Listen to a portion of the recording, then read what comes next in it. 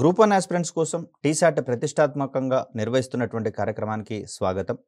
భారతదేశ అంతరిక్ష కార్యక్రమాలకు సంబంధించినటువంటి అంశాలు తెలుసుకుంటూ ఉన్నాం. ఈ క్రమంలో మనము భారతదేశము ఖగోళ అన్వేషణ కోసం రూపొందించినటువంటి ఒక కీలకమైనటువంటి ప్రయోగము చంద్రయాన్-1. ఇక్కడ చంద్రుని అన్వేషణకు సంబంధించి, చంద్రుని మీద ఉన్నటువంటి వాతావరణ పరిశోధనకు సంబంధించి, అదేవిధంగా చంద్రుని ఉపరితలం మీద ఉన్నటువంటి ఖనిజ వనరుల లభ్యతకు సంబంధించినటువంటి అంశాలు, మరీ ముఖ్యంగా చూస్తే నీటి జాడలకు సంబంధించినటువంటి అంశాలను పరిశీలించడానికి ఈ మిషన్ ఉద్దేశించబడింది. మరీ ముఖ్యంగా చూస్తే ఇవన్నీ సెకండరీ లక్ష్యాలు కాగా, ప్రాథమికంగా చూస్తే ఖగోళ అన్వేషణ కోసం స్పేస్ క్రాఫ్ట్ సాంకేతిక పరిజ్ఞానాన్ని సముపార్జించుకోవడానికి గాను భారత్ ప్రతిష్టాత్మకంగా రూపొందించుకొని ప్రయోగించినటువంటి ఒక అద్భుతమైనటువంటి లాంచ్గా చంద్రయాన్-1 అనేది నిలవనుంది. దీని యొక్క ప్రేరణతోనే తదుపరి దశలో మంగళయాన్ మిషన్ కావచ్చు, అదేవిధంగా చంద్రయాన్-2కి సంబంధించినటువంటి ప్రయోగాలను చేపట్టడం జరిగింది విజయవంతంగా. మరి ఈ క్రమంలో చంద్రయాన్-1 ప్రయోగంలో ఇమిడి ఉన్నటువంటి లక్ష్యాలకు సంబంధించి, అదేవిధంగా దీంట్లో ఖగోళ అన్వేషణ కోసం ఉద్దేశించినటువంటి మొదటి ప్రయోగం కాగా, దీనికి సంబంధించి దశల వారీగా ఏ విధమైనటువంటి మెకానిజం ఎస్టాబ్లిష్ చేయబడుతుందో తెలుసుకునే ప్రయత్నం చేద్దాం. ఇక్కడ చంద్రయాన్-1కి సంబంధించినటువంటి పూర్తి డిస్క్రిప్షన్ మనకు ఇక్కడ కనిపిస్తూ ఉంది. దీంట్లో దిగువన కనిపిస్తూ ఉంది చంద్రయాన్-1కి సంబంధించినటువంటి స్పేస్ క్రాఫ్ట్ యొక్క నమూనా. దీంట్లో ఉన్నటువంటి పేలోడ్స్ అన్నీ కూడా మనకి ఇక్కడ క్లియర్గా కనిపిస్తూ ఉన్నాయి. మూన్ ఇంపాక్ట్ ప్రోబ్ అని, అదేవిధంగా sub KEV atom reflecting analyser అని, సోలార్ ప్యానల్స్కి సంబంధించి అన్ని కామన్గా ఉండేటటువంటివి, X ray spectrometers, high energy gamma X ray spectrometer, ఇలాంటి ఉపకరణాలన్నీ కూడా దీంట్లో క్రమబద్ధంగా అమర్చినటువంటి ఒక అంశంగా చూస్తూ ఉన్నాం. సో ఇది పిఎస్ఎల్వి C11 ద్వారా ప్రయోగించడం అనేది జరిగింది. ముఖ్యంగా చూస్తే భారీ కార్యక్రమాలను చేపట్టడానికి, అదేవిధంగా బరువైనటువంటి పేలోడ్లను ప్రయోగించడానికి గాను PSLV-11ని తొలిసారిగా ఎక్సెల్ వెర్షన్లో రూపొందించడం అనేది జరిగింది. మనం ఇంత క్రితమే చెప్పుకున్నాం, జెనరిక్ వెర్షన్లో ఉన్నటువంటి సాధారణ పరిమాణంలో ఉండే 6 స్ట్రాపాన్ మోటార్ల స్థానంలో ఇక్కడ 12 టన్నుల వరకు ఇంధనాన్ని వినియోగించుకోగలిగేటటువంటి 6 స్ట్రాపాన్ మోటార్స్, శక్తివంతమైనటువంటి స్ట్రాపాన్ మోటార్స్తో రీప్లేస్ చేయడం అనేది జరుగుతుంది. తద్వారా జెనరిక్ వెర్షన్ నుంచి ఎక్సెల్ వెర్షన్ని రూపొందించడానికి అనువుగా ఉంటుంది. వెహికల్కి సంబంధించినటువంటి డిస్క్రిప్షన్ని కనుక మనం గమనిస్తే, దీని యొక్క బరువు ప్రయోగ సమయంలో, ఇక్కడ ప్రయోగ సమయంలో అన్నప్పుడు వాహక నౌక యొక్క బరువుతో పాటుగా దాంట్లో ఉండేటటువంటి ఇంధనం యొక్క బరువు మరియు ఉపగ్రహం యొక్క బరువు కూడా మనము మెన్షన్ చేసుకోవాల్సి వస్తుంది. సో మొత్తంగా చూస్తే ఇది 316 టన్నులు ఉన్నట్లుగా మనం గమనించవచ్చు. దీని యొక్క హైట్ వచ్చేసి మనకు 44.4 మీటర్లు. ఇది మొత్తంగా చూస్తే 4 దశలలో ప్రయాణించేటటువంటి వాహనంగా మనకు కనిపిస్తూ ఉంది. దీంట్లో ఆల్టర్నేట్గా సాలిడ్ మరియు లిక్విడ్ ఫ్యూయల్స్ని వినియోగించేటటువంటి అవకాశం ఉంది. వీటినే మనము ఘన మరియు ద్రవ ఇంధనాలకు సంబంధించినటువంటి అంశాలుగా చూస్తూ ఉన్నాం. ఘన ఇంధనానికి సంబంధించి చూస్తే HTPB అనేది మనకు మొదటి దశలో, అదేవిధంగా 3వ దశలో వినియోగించబడేటటువంటి ఇంధనంగా కనిపిస్తూ ఉంది. హైడ్రాక్సిల్ టర్మినేటెడ్ పాలీ బ్యూటడైన్ అనేటటువంటిది ఘన ఇంధనానికి సంబంధించినటువంటి అంశం కాగా, ద్రవ ఇంధనాలుగా 2వ దశలో UDMHని వాడుతున్నాం.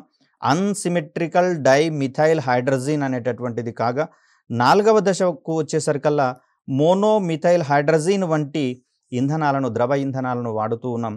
వీటికి మరొక అంశంగా హైపర్గోలిక్ ఇంధనాలుగా మనం క్రితం వీడియోల్లో చెప్పుకున్నాం. సో ఇలా PSLV-C11 ద్వారా చంద్రయాన్-1ని ప్రయోగించడం అనేది జరిగింది. అదేవిధంగా పటంలో కనుక మనం గమనిస్తే భూమి చుట్టూతో 2 దీర్ఘవృత్తాకార కక్షలు ఉన్నట్లుగా మనం గమనిస్తూ ఉన్నాం.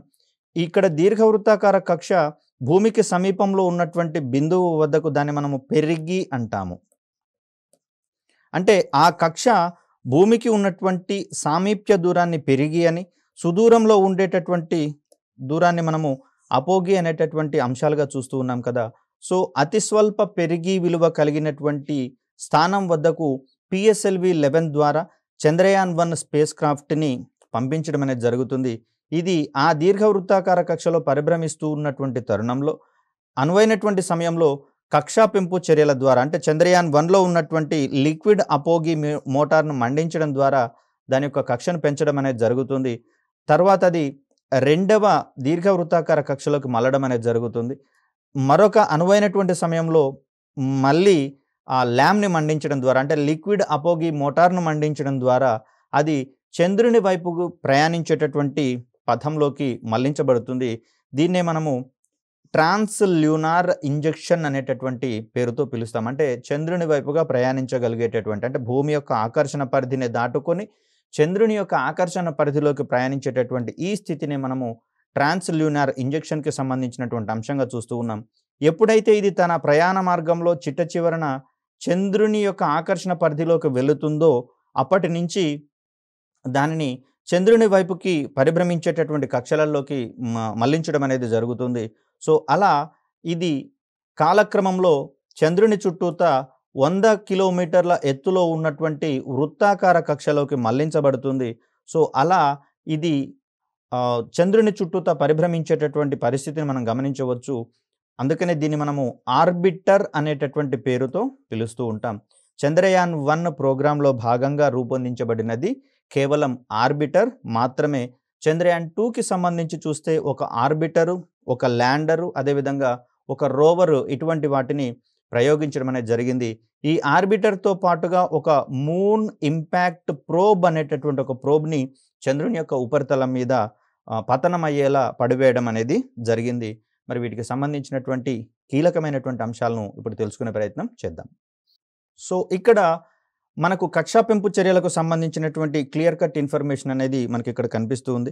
తొలుత అక్టోబర్ 22న ప్రయోగించినటువంటి చంద్రయాన్ 1 అనేది ఈ రకమైనటువంటి దీర్ఘవృత్తాకార కక్షలో పరిభ్రమిస్తూ ఉండగా దీనిని తదుపరి అక్టోబర్ 23న ఒకసారి కక్షా పెంపు చర్యని చేపట్టడం అనేది జరిగింది. అదేవిధంగా అక్టోబర్ 25, 26, 29ల రోజులలో ఈ కక్షా పెంపు చర్యలను చేపట్టినట్లుగా మనం ఇక్కడ గమనించవచ్చు దశల వారీగా. సో, ఇది తర్వాత మరొక కక్షా పెంపు చర్యని చేపట్టినప్పుడు అది చంద్రుని వైపుగా ప్రయాణించేటటువంటి ధర్మాన్ని ప్రదర్శిస్తుంది. ఇక్కడి నుంచి చంద్రుని ఆకర్షణ పరిధిలోకి వెళ్ళిన తర్వాత అది చంద్రుని యొక్క దిగువ కక్షలలోకి మళ్లించబడేలా అక్కడ మళ్ళీ తిరిగి మాన్యూవర్స్‌ని అనేవి ఎస్టాబ్లిష్ చేయడం అనేది జరుగుతుంది. తద్వారా చంద్రుని చుట్టూతా 100/100 నథింగ్ బట్ దీన్ని 100 కిలోమీటర్ల నిడివిలో ఉండేటటువంటి ఎత్తులో ఉండేటటువంటి వృత్తాకార కక్షలలో పరిభ్రమించేటందుకు అవకాశం అనేది ఏర్పడుతుంది. ఎందుకు వృత్తాకార కక్ష అంటే వాస్తవానికి భూమితో కంపేర్ చేస్తే చంద్రుని యొక్క ఆకర్షణ స్వల్పం కాబట్టి ఇక్కడ వీటికి దీర్ఘ వృత్తాకార కక్షల యొక్క ప్రస్తావన పెద్దగా ఉండదు. అక్కడ వృత్తాకార కక్షల్లో పరిభ్రమిస్తూ అది చంద్రునికి సంబంధించినటువంటి పరిశోధనలు కావచ్చు, పరిశీలనలు కావచ్చు చేసేటటువంటి ప్రయత్నం చేస్తుంది. ఇక్కడ PSLV-C11 లేదా చంద్రయాన్ 1కి సంబంధించినటువంటి ప్రయోగ వివరాలు చూద్దాం. నెల్లూరు జిల్లా శ్రీహరికోటలోని సతీష్ ధావన్ అంతరిక్ష కేంద్రం నుంచి PSLV-C11 వాహక నౌక ద్వారా చంద్రయాన్ 1ను ప్రయోగించడం జరిగింది. 22 అక్టోబర్ 2008న ప్రయోగించిన ఈ ప్రయోగంలో తొలిసారిగా అత్యంత శక్తివంతమైనటువంటి PSLV-XL వాహక నౌకను వినియోగించడం అనేది జరిగింది. చంద్రయాన్ 2కి సంబంధించి చూస్తే దాంట్లో GSLV మార్క్ 3 వాహక నౌకను వినియోగించడం జరిగిందండి. ఇది ఒక ప్రధానమైనటువంటి భేదంగా మనం గమనించవచ్చు. సో, PSLVకి చూస్తే ఇది మొత్తంగా 14వ ప్రయోగంగా కనిపిస్తూ ఉంది. సో, PSLV-C11లో 11 అనేది కంటిన్యూస్ ప్రోగ్రామ్ ప్లస్ 3 అభివృద్ధి ప్రయోగాలు కాబట్టి 14th ఎక్స్పెరిమెంట్‌గా లేదా 14th లాంచ్‌గా దీన్ని మనం చూస్తూ ఉన్నాం. ఈ ప్రయోగము భారత అంతరిక్ష ప్రయోగంలో మరో భారీ ముందడుగుగా అభివర్ణించే అవకాశం ఉంది. దీని ద్వారా చంద్రుని పరిశోధనలో స్వదేశీ టెక్నాలజీని భారత్ వినియోగించుకోవడం మనం గమనించాల్సినటువంటి అంశము. ఇక్కడ అక్టోబర్ 22న మొదలైనటువంటి చంద్రయాన్ 1 యొక్క ప్రస్థానం అనేది నవంబర్ 8, 2008న చంద్రుని యొక్క ఆకర్షణ పరిధిలోకి చేర్చబడి చంద్రుని కక్షలోకి పరిభ్రమించడం మనం గమనించవచ్చు. అంటే అక్టోబర్ 22 నుంచి నవంబర్ 8 వరకు ఇది భూమి యొక్క ఆకర్షణ పరిధిలోనే పనిచేసినటువంటి అంశాన్ని మనం ఇక్కడ గమనించవచ్చు. అయితే ఈ క్రమంలో దాంట్లో ఉన్నటువంటి పేలోడ్స్ నుంచి ఎటువంటి సమాచారాన్ని సేకరించరు. వాటి యొక్క పని ప్రారంభమైనట్లుగా మనం గమనించము. చంద్రుని యొక్క చుట్టూతా 100 కిలోమీటర్ల ఎత్తులో ఉన్నటువంటి వృత్తాకార కక్షలో పరిభ్రమించేటప్పుడు మాత్రమే వాటిని పనిచేయించడం అనేది మనం గమనించాలి. సో, ఇక్కడ చంద్రయాన్ 1లో భాగంగా అమర్చినటువంటి పేలోడ్లలో చంద్రయాన్-1లో అమర్చినటువంటి మూన్ ఇంపాక్ట్ ప్రోబ్ అనేటటువంటి పేలోడ్ నవంబర్ 14, 2008న చంద్రుని యొక్క దక్షిణ ధ్రువం మీద దిగినట్లుగా మనం ఇక్కడ గమనించవచ్చు. దీంతో సోవియట్ యూనియన్, అమెరికా మరియు జపాన్ తర్వాత చంద్రునిపై తన జెండాను ఎగరవేసినటువంటి 4వ దేశంగా భారత్ అవతరించిన విషయాన్ని ఇక్కడ మనం ప్రముఖంగా ప్రస్తావించుకోవాలి. ముఖ్యంగా చూస్తే చంద్రయాన్-1 యొక్క ప్రయోగంలో అనేకమైనటువంటి కీలక లక్ష్యాలను సాధించడానికి దీన్ని రూపొందించి ప్రయోగించడం జరిగింది. ముఖ్యంగా చూస్తే చంద్రుని ఉపరితలంపై ఉన్న మట్టిని పరిశీలించి మంచు రూపంలోని నీటి జాడను పసిగట్టేటందుకు ఇక్కడ మూన్ ఇంపాక్ట్ ప్రోబ్ అనేటటువంటిది షెకల్టన్ అనేటటువంటి బిలం దగ్గర చంద్రుని మీద దిగడం అనేది జరిగింది. సో ఇక్కడ దక్షిణ ధ్రువం వద్ద వెలుతురు అనేది తక్కువగా ఉంటున్నట్లుగా, ఫలితంగా నీరు అనేది మంచు రూపంలో ఘనస్థితిలో లభ్యమయ్యే అవకాశాలు ఉన్నట్లుగా శాస్త్రవేత్తలు భావిస్తున్నారు. కాబట్టి ఈ ప్రోబ్ను అక్కడ దిగేటట్లుగా పతనం చేయడం జరిగింది. ఈ ప్రయోగానికి 3.86 బిలియన్ల రూపాయలు ఖర్చయినట్లుగా మనం చూడవచ్చు. ప్రయోగ సమయంలో దీని యొక్క మొత్తం బరువు 1380 కిలోలుగా మనకు కనిపిస్తూ ఉంది. ఇది 100 కిలోమీటర్ల నిడివిలో ఉండేటటువంటి వృత్తాకార కక్షలో చంద్రుని చుట్టూ పరిభ్రమించేటటువంటి అంశాన్ని చూస్తూ ఉన్నాం.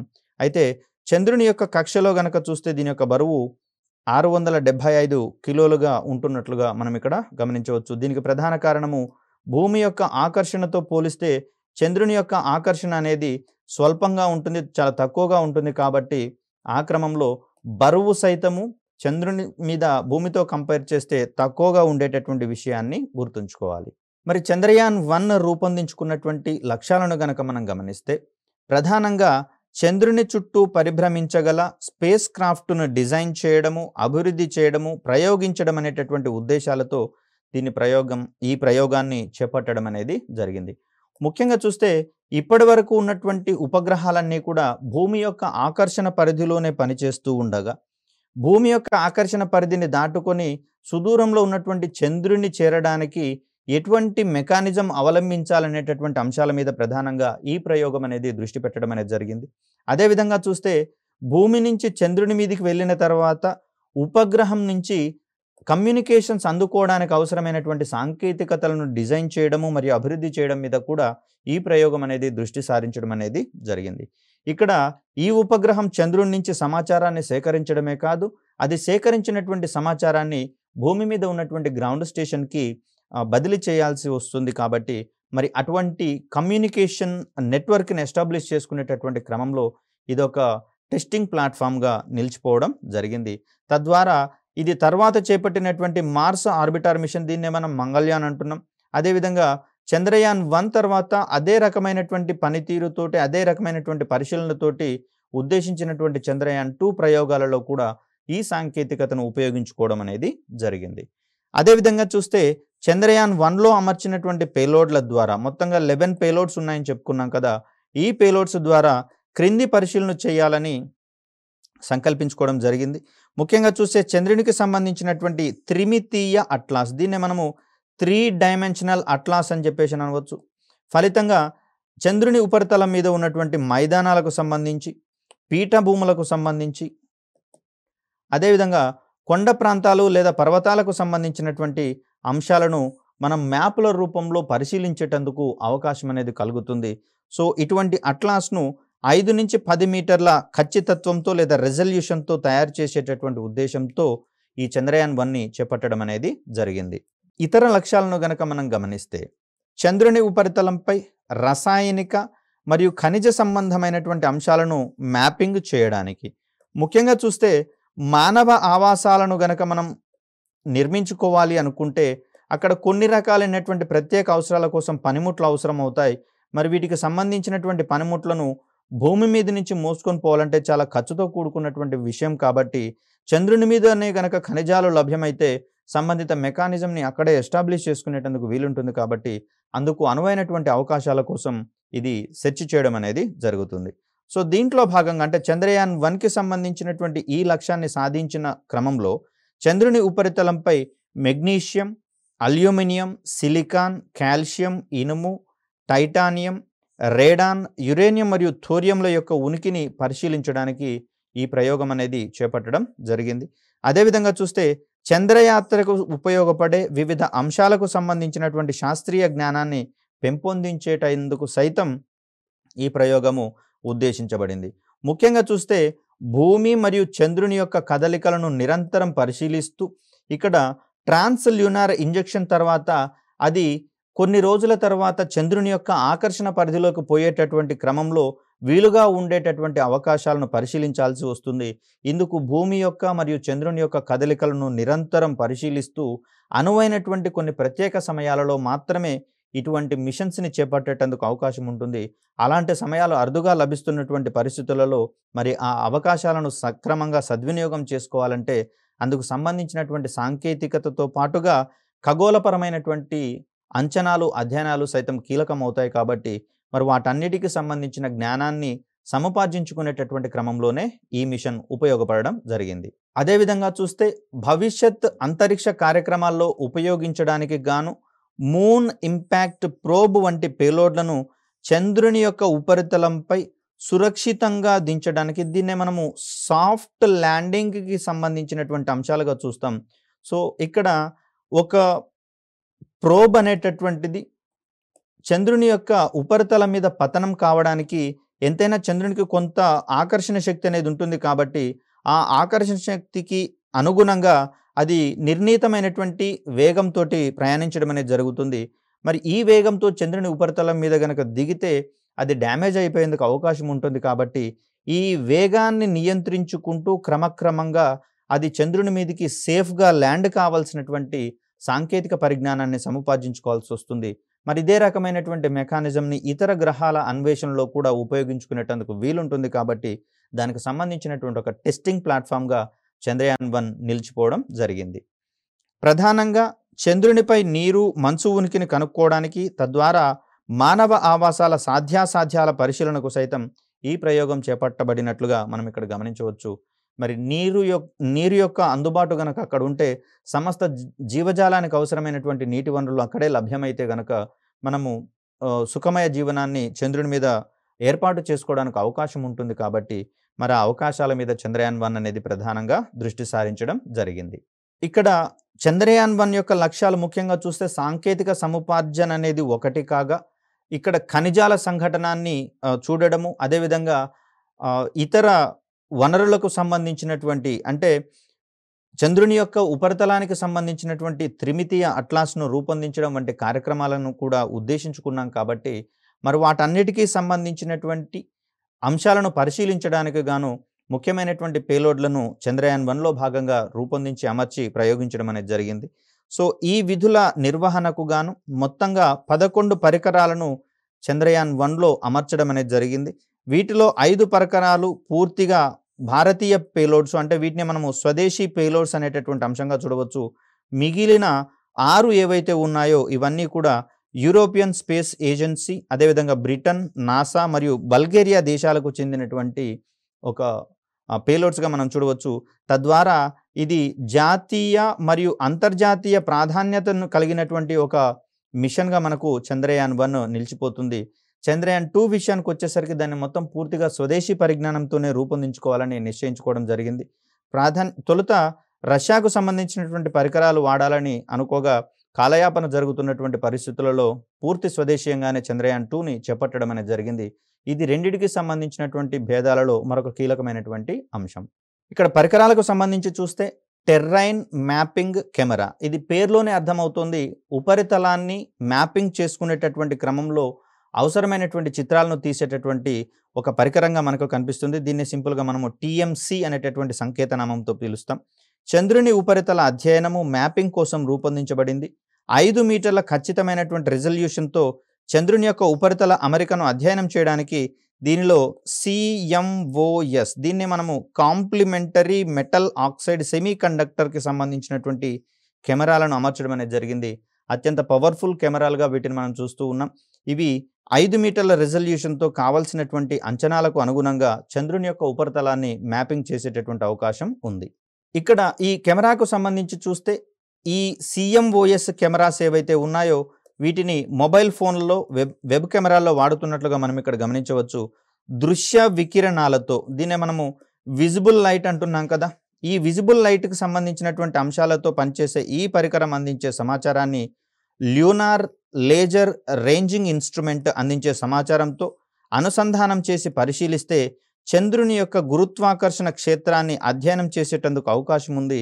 ఈ పరికరాన్ని అహ్మదాబాద్‌లో ఉన్నటువంటి ఇస్రో స్పేస్ అప్లికేషన్ సెంటర్ రూపొందించినట్లుగా మనం ఇక్కడ గమనించవచ్చు.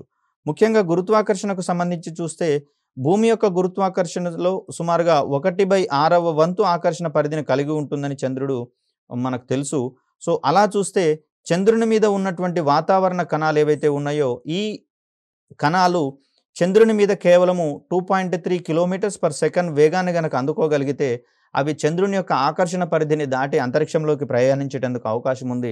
తద్వారా చంద్రునిలో ఉన్నటువంటి వాతావరణ కణాలు ఈజీగా ఈ వేగాన్ని అందుకుండడం వలన చంద్రుని మీద వాతావరణం లేని పరిస్థితులను మనం గమనించవచ్చు. మరి అలాంటి పరిస్థితులను అధ్యయనం చేస్తూ ఆ గురుత్వాకర్షణకు అనుగుణంగా అక్కడ మానవ ఆవాసాలు సాధ్యం కావాలంటే ఎటువంటి మెకానిజం ఉండాలో దీని ద్వారా మనం ఒక అంచనాకు రావడానికి అవకాశం ఏర్పడుతుంది.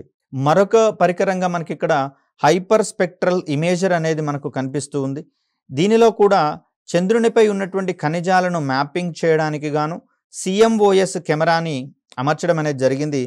దీని ఆధారంగా 400 నుంచి 900 నానోమీటర్ల బ్యాండ్ విడ్త్‌తో 15 నానోమీటర్ల స్పెక్ట్రల్ రిజల్యూషన్‌తో 80 మీటర్ల స్పేషియల్ రిజల్యూషన్‌తో మ్యాపింగ్ చేపట్టడానికి అవకాశం అనేది ఏర్పడుతుంది.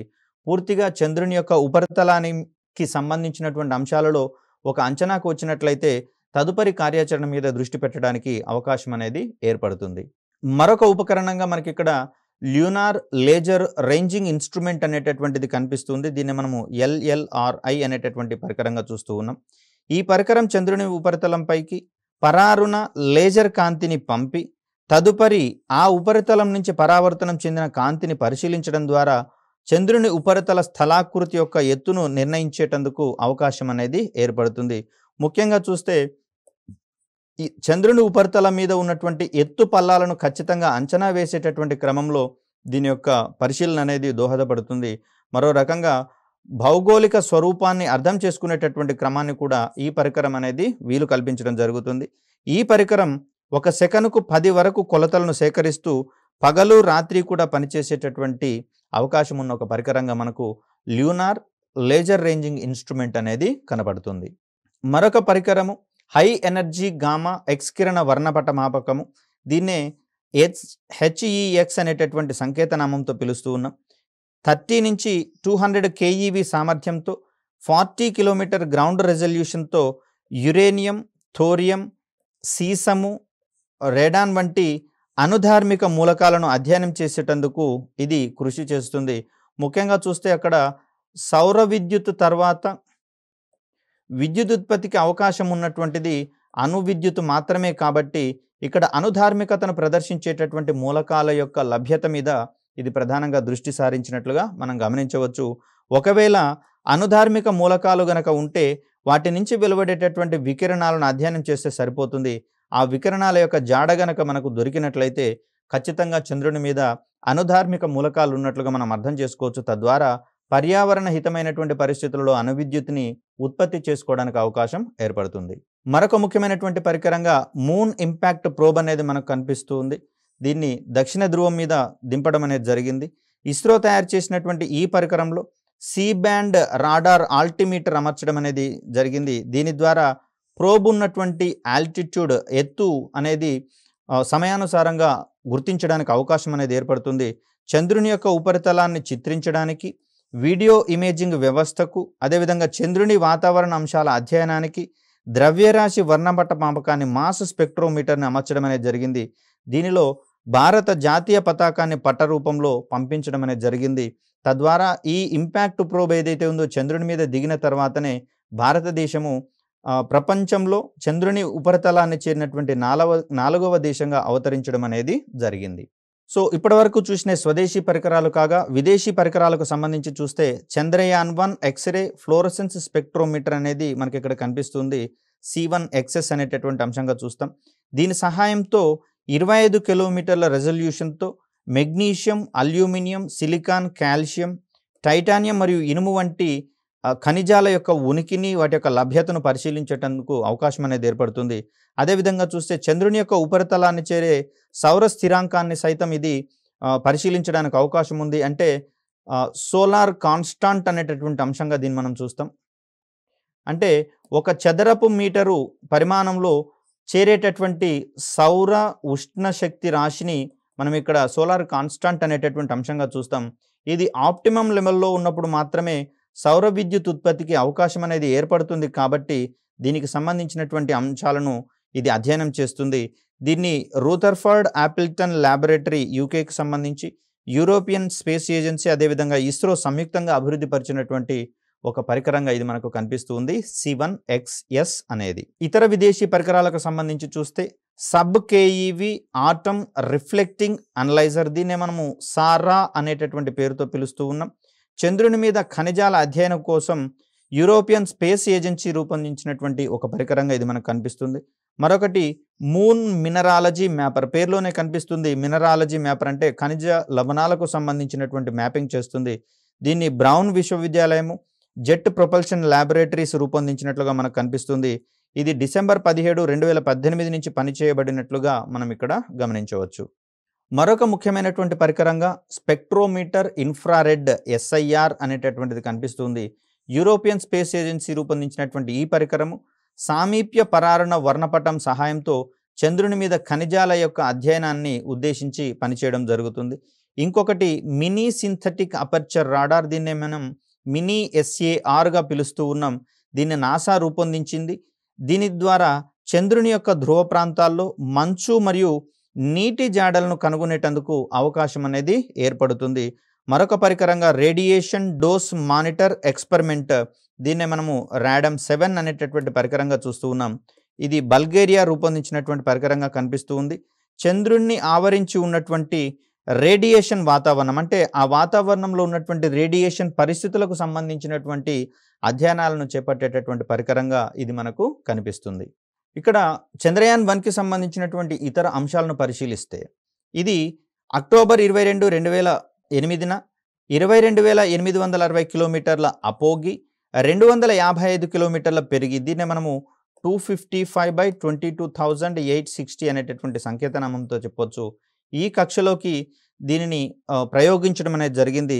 చంద్రయాన్ 1 యొక్క జీవిత కాలము 2 సంవత్సరాలు కాగా ఆగస్టు 29, 2009 నుంచి దీని నుంచి ఎటువంటి కమ్యూనికేషన్స్ అందడం లేదని ఇస్రో ప్రకటించడం అనేది జరిగింది.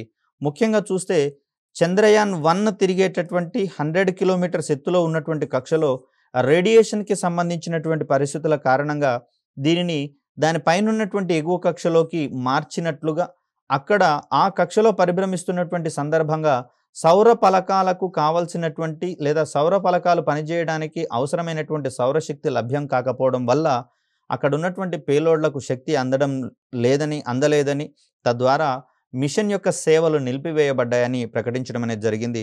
చంద్రయాన్ 1కు అప్పగించినటువంటి బాధ్యతల్లో 95% పూర్తి చేసినట్లుగా మనకి ఇక్కడ కనిపిస్తుంది. ఇది సుమారుగా చంద్రుని చుట్టూత 312 రోజుల పాటు పరిభ్రమిస్తూ తన యొక్క సేవలను అందించినటువంటి క్రమాన్ని ఇక్కడ మనం చూస్తూ ఉన్నాం. సో ఇక్కడ చంద్రయాన్ 1లో ఉన్నటువంటి పేలోడ్స్ ఏవైతే ఉన్నాయో ఈ పేలోడ్స్ సేకరించి అందించినటువంటి సమాచారానికి సంబంధించిన విశ్లేషణను గమనిస్తే మూన్ మినరాలజీ మ్యాపర్ ద్వారా చంద్రుని ఆవిర్భావము మ్యాగ్మా ఓషన్ పరికల్పన, దీన్నే మనము మ్యాగ్మా ఓషన్ హైపోథసిస్ అనేటటువంటి అంశంగా మనం చూస్తాం. అంటే చంద్రుడు ఒకానొకప్పుడు పూర్తిగా కరిగి ఉన్నటువంటి మ్యాగ్మాకు సంబంధించినటువంటి ఒక అంశంగా కనిపిస్తూ ఉంది. కాలక్రమంలో చల్లబడడం ద్వారా ఇది చంద్రుని యొక్క ప్రస్తుత రూపాన్ని సంతరించుకున్నట్లుగా మనం గమనించవచ్చు. చంద్రుడు ఒకప్పుడు పూర్తిగా కరిగిన స్థితిలో ఒక మహాసముద్రంలాగా కనిపించాడని ఈ మ్యాగ్మా ఓషన్ హైపోథసిస్ అనేది మనకు వివరించడం జరుగుతుంది. మ్యాగ్మా అంటే కరిగిన స్థితిలో ఉన్నటువంటి ఈ రాళ్ళు ఇతర ఖనిజాలను కలిగి ఉన్నటువంటి ఒక పదార్థంగా మనకు మ్యాగ్మా అనేది కనిపిస్తూ ఉంది. ఇది ఒక మహాసముద్రం లాగా చంద్రుని మీద కనిపిస్తూ ఉందనేటటువంటి థియరీ మ్యాగ్మా ఓషన్ హైపోథసిస్కి సంబంధించి. సో ఈ హైపోథసిస్ ఆధారంగానే చంద్రుడు ఆవిర్భవించాడని మూన్ మినరాలజీ మ్యాపర్ అందించినటువంటి సమాచారం వివరిస్తుంది. అదేవిధంగా చూస్తే ఉపరితల అధ్యయనం కోసం ఉద్దేశించినటువంటి టెర్రైన్ మ్యాపింగ్ కెమెరా TMC సహాయంతో 70,000కు పైగా త్రిమితీయ చిత్రాలను అందించడమే కాకుండా అంటే 3D ఇమేజెస్‌ను అందించడమే కాకుండా చంద్రుని మీద అమెరికా వారి అపోలో 15 అంతరిక్ష నౌక దిగినటువంటి ప్రదేశాన్ని కూడా చిత్రీకరించడం అనేది జరిగింది. దీనికి సంబంధించి ప్రిలిమ్స్ పాయింట్ ఆఫ్ వ్యూలో కూడా క్వెషన్ అడిగేందుకు అవకాశం ఉంది. అపోలో 15 యొక్క ఉనికిని గుర్తించినటువంటి చంద్రయాన్ 1లోని పరికరం ఏది అంటే దానికి సంబంధించినటువంటి సమాధానాన్ని మనము టీఎంసీ అని గుర్తించాల్సి ఉంటుంది. అదేవిధంగా చూస్తే టెర్రైన్ మ్యాపింగ్ కెమెరా మరియు హైపర్ స్పెక్ట్రల్ ఇమేజర్ల సహాయంతో ఇస్రో 70% వరకు చంద్రుని యొక్క ఉపరితలాన్ని అధ్యయనం చేయడం జరిగింది. అదేవిధంగా మూన్ మినరాలజీ మ్యాపర్ ద్వారా 95% పైగా చంద్రుని యొక్క ఉపరితలాన్ని అధ్యయనం చేయడం అనేది జరిగింది. తద్వారా 3D అట్లాస్ రూపకల్పనలో ఈ విధమైనటువంటి సమాచారము కీలకం కానుంది. మరొక ఉపకరణమైనటువంటి స్పెక్ట్రోమీటర్ ఇన్ఫ్రారెడ్ 2 ఆధారంగా చంద్రునిపై ఖనిజాల అధ్యయనానికి సంబంధించినటువంటి హై రెజల్యూషన్ స్పెక్ట్రల్ డేటా లభ్యం కావడం అనేది జరిగింది. తద్వారా చంద్రుని ఉపరితలం మీద ఉన్నటువంటి ఖనిజ వనరుల యొక్క లభ్యతకు సంబంధించి ఒక ఖచ్చితమైనటువంటి అంచనాకు రావడానికి అవకాశం అనేది ఉంది. ఈ క్రమంలో చంద్రయాన్ 1 అనేది ముఖ్యంగా చూస్తే ఖగోళ వస్తువుల మీదకి ఇతర ఖగోళ వస్తువుల మీదకి స్పేస్ క్రాఫ్ట్లను పంపించేటటువంటి సాంకేతికతను సంపాదించుకోవడానికి ఉద్దేశించబడగా ఆ లక్ష్యాన్ని ఇది సాధించడం జరిగింది. అదేవిధంగా చంద్రుని యొక్క ఉపరితలాన్ని చిత్రించడము, చంద్రుని మీద ఉన్నటువంటి ఖనిజ వనరుల లభ్యతను అంచనా వేయడము, అదేవిధంగా నీటి యొక్క జాడలను గుర్తించడానికి కూడా దీన్ని ప్రయోగించడం జరిగింది. చంద్రుని మీద నీరు హైడ్రాక్సిల్ అయాన్ల రూపంలో ఉన్నట్లుగా చంద్రయాన్ 1 అనేది ధృవీకరించడం జరిగింది. మరి ఇవన్నీ కూడా చంద్రయాన్ 1 అందించినటువంటి విజయాలుగా మనం గమనించవచ్చు. వీటికి కొనసాగింపు కార్యక్రమంగా చంద్రయాన్ 2ని ప్రయోగించడం అనేది జరిగింది. మరి దానికి సంబంధించినటువంటి సమాచారాన్ని తదుపరి వీడియోలో తెలుసుకునే ప్రయత్నం చేద్దాం. అప్పటి వరకు సెలవు. ధన్యవాదాలు.